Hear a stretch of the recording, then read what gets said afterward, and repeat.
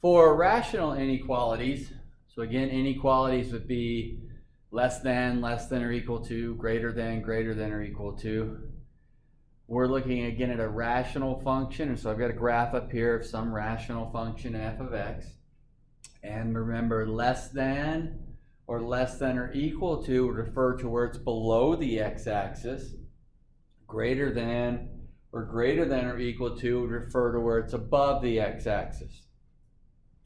So I have a sketch here, an x-intercept at 1. I have a vertical asymptote at 2. And I didn't list the horizontal. I mean, I had the horizontal asymptote drawn, but I didn't say where it was. I mean, we could say it's at 1 or 2. But the horizontal asymptote isn't having any bearing on whether the graph's sitting below the x-axis or above the x-axis. So I can see it's above the x-axis from negative infinity all the way to 1. Then it goes below. And then it's back above the x-axis from 2 all the way to infinity.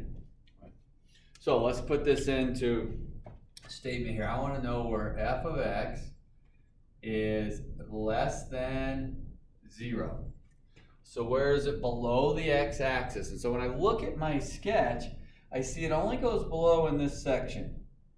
So only between -1 and 2 is it sitting below. Everywhere else it's sitting above the x-axis. So I'm going to say 1 to 2. There's my interval. Now if I make a change here, f of x less than or equal to 0, we want to remember that the equal to means it includes it, okay, which would create a bracket. But in this situation, because of the asymptote, my interval would be bracket 1 to 2 parentheses. So it is equal to 0 here, and then keeps going. And it's not including the 2 because we never actually get to 2. It's that vertical asymptote going out along.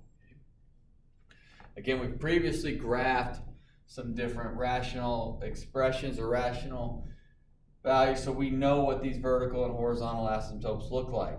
If I change it the other way, let's go greater than or equal to 0. So above, so I'm seeing it's above here, and then goes back above over here. So it's going to be above from negative infinity to 1. Then do I include the 1? In this case, yes I do, because it did hit it, and I do have the equal to. Then it's beneath, and it comes back above on the other side of 2. So union 2 to infinity. So I'm not going to have a bracket on the 2, because again, that's that vertical asymptote.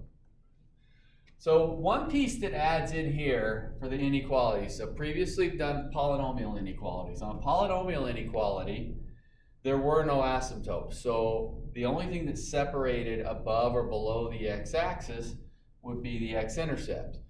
When you have a rational inequality, the x-intercepts and the vertical asymptote can separate what's above or below that x-axis. So what we're going to do is look at a couple of equations here without a graph. So I'm going to say I want to know where, let's go x minus 2 over x plus 3 is less than 0. Okay. And the way we're going to look at it is back using a number line idea instead of graphing. Now, if you're more partial to the graphing, then go through the process of graphing the entire equation. Once you have a graph, you can answer the question. In a previous video, we've graphed rational functions. So that part's not new. You can go back and review that and create the graph. What I'm going to do here is look at a different aspect of being able to plot some values to tell if a graph is above or below that x-axis. So in this case, I know that the x-intercept is 2, and I know that the vertical asymptote is -3. Again, things we've done from a previous lesson there. So that being said, I want to create my number line with that. So I'm going to set my number line up. -3 over here on the left, 2. Again, I want to put them in order. Okay. and then I'm going to test a value. So we can test a value anywhere in the interval. So whatever's happening to the left of -3, either the graph's always going to be above the x-axis or below left of -3, because if it changed, I would have another asymptote or x-intercept back here in this area, and I do not. So I'm going to test -10, just selecting a value in the interval. I'm going to select a 0, something between -3 and 2. And I'm going to select the 10, again, something from 2 to infinity. And those are the values that I'm going to test. So, if I substitute a -10, all I care about is if I substitute a -10, do I get a positive or a negative value? I don't care what the value is, but if it's positive, I know it's above. If it's negative, I know it's below. So here goes a -10. -10 minus 2, that's negative. -10 plus 3, that's negative. Negative divided by a negative is a positive. Again, I don't care about the actual value, but I would have a negative divided by a negative. It's going to be some positive value. So anything I substitute back here will produce a positive. I'm testing 0. Why did I pick 0? Felt like it, easy number. That's all I'm looking for. I just want something in that interval.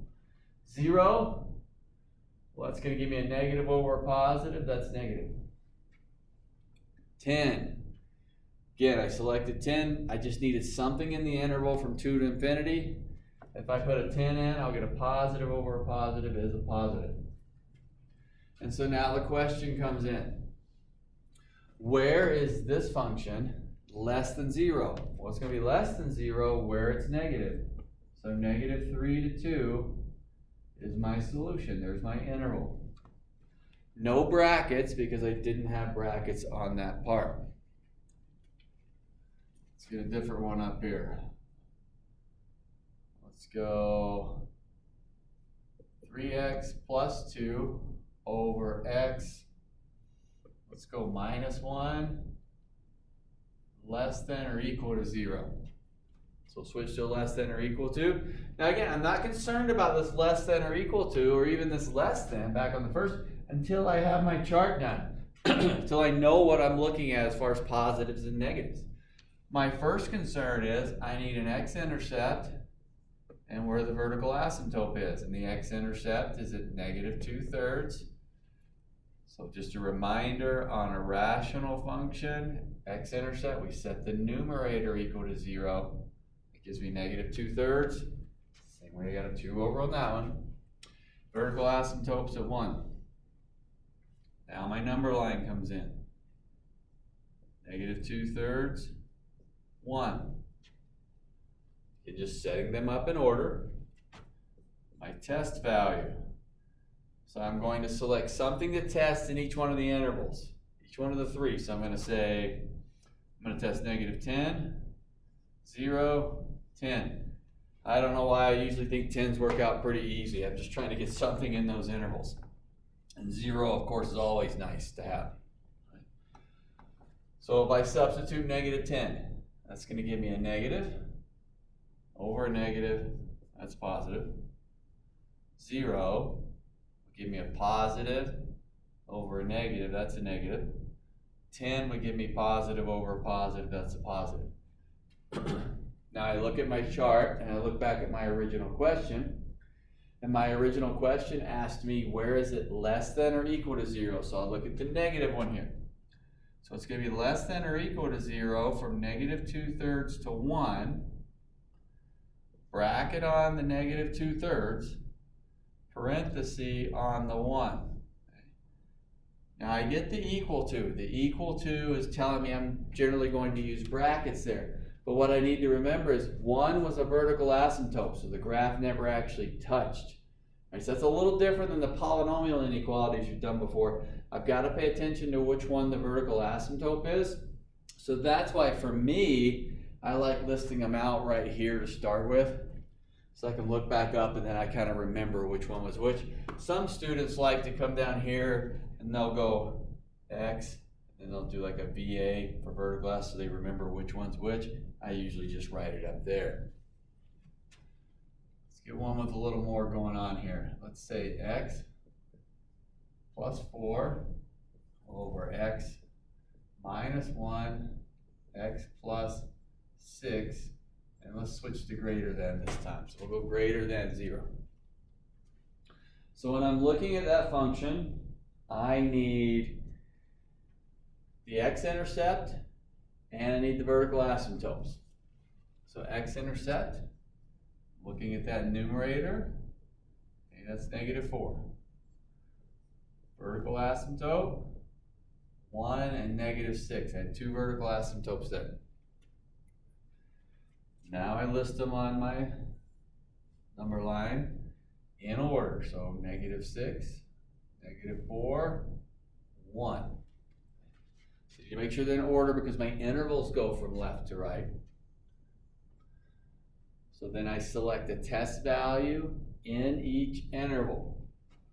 So what do I want to test? Well, by now you probably figured out I'm going to go -10 and 10 on those two. -4 to -1, I'll pick a 0. It's easy. Again, you can select anything you want. Just trying to get some numbers that work. -5 between -4 and -6. I'm kind of stuck there because I really don't want to do a decimal or anything. That's the only integer between there. So now I'm going to substitute those values, my test values, into the original and decide if I get a positive or a negative. So let's go with the -10. That gives you a negative up top. -10 plus 4 is -6. Negative and negative. Negative times a negative is a positive. Again, negative times negative is a positive. Negative over positive is a negative. And again, I don't know about you, but negatives do kind of slow me down a little bit. Here comes the -5.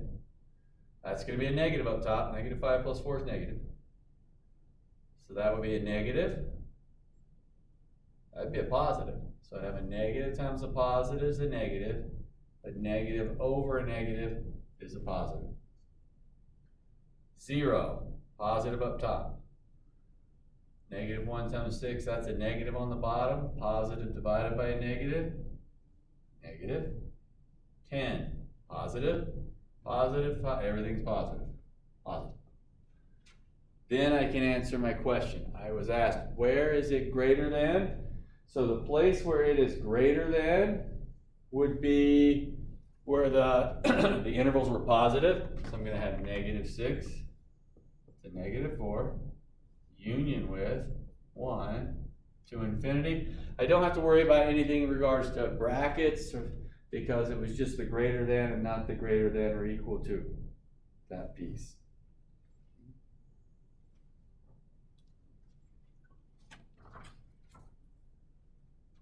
Let's get a greater than or equal to up here. Let's say 2x minus 1, x plus 3 over, let's say x minus 5, and x, I don't know, we'll go plus 7, something like that, greater than or equal to 0. So a little more to work with, but still the same idea. I look at the numerator for the x-intercepts. I look at the denominator for the vertical asymptotes. So my x-intercepts. 1/2, -3. Vertical asymptotes. 5, -7. And then when I list them on my line, I just want them in order from left to right. So I'd have -7, -3, 1/2, 5. And I don't really care about spacing. I'm just trying to make sure I have them in order so I can look at the different intervals. Because I'm going to come back and select my test values. So my test values, I'm going to select something in each of the 5 intervals. -10. I'll go -5. I'll go 0, I'll go 1, and then I'll go 10. And again, there's no rhyme or reason as to why I'm selecting those values. I'm just trying to select something that I feel like selecting that's in the interval. I mean, obviously 0, okay, I guess there's a little bit of a reason for that. Zeros are easier. That's all there is to it. And there's 1 in there. So, but the others, I'm just selecting any value in the individual interval. Now I'm going to test them. Okay. Now we've got 4 places to put them in, so sometimes it's a little more difficult. -10. All right, so -10, and the first part would give me a negative. And maybe sometimes it's helpful like this. I'm going to have a negative times a negative divided by a negative times a negative. Well, that would be a positive over a positive when you multiply them, so plus. Then I'll take a -5. That's going to be a negative. That's a negative. -5 plus 3. A negative. A positive. So this would give me a positive over a negative. That's negative. 0. Negative. Positive. Negative. Positive. So this would give me a negative up top when you multiply. Divided by a negative. Negative divided by negative is positive. A 1. Positive. Positive. Negative. Positive. That would produce a negative. And 10 plus, plus, plus, plus, plus. Everything positive on that 10 part. So a little more work as far as the testing, but a lot of times still a lot faster than the graphing. Because even on the graphing piece, you'd have to find these guys anyway. And then in addition, a horizontal asymptote and what have you. So now my answer, greater than or equal to. So I'm going to look at my intervals here. Which ones are positive? I am positive from -infinity to -7. Parenthesis, because -7 is a vertical asymptote. I know it says equal to, but that's a vertical asymptote. Union, -3 to a half.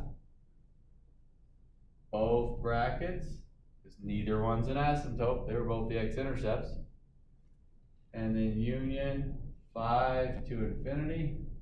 Parenthesis on the 5, because again, that's the vertical asymptote. It gives you kind of a look at just using sign patterns, x-intercepts and vertical asymptotes. So little more involved in the polynomial inequalities, but pretty much the same idea as far as the process, just paying attention to those vertical asymptotes.